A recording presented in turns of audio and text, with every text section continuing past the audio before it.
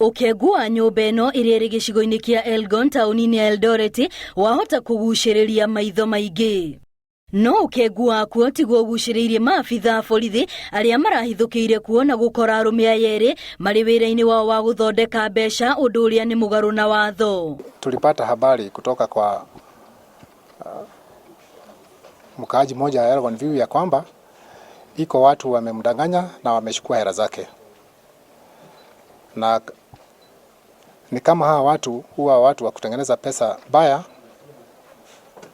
na walichukua hiyo hela zake wakimdanganya ya kwamba watamtengenezea zingine. Kule kuwate muteti umwe gicigo-ini giki niwe mwene wira uyu uria utumite akenya ingi gukungio mamirioni ma mbeca magitengerera utonga wa naihenya. Mule ndani tuliweza kupata mashini ambayo inatumika kudanganya watu ati ndio inatengeneza hizo pesa.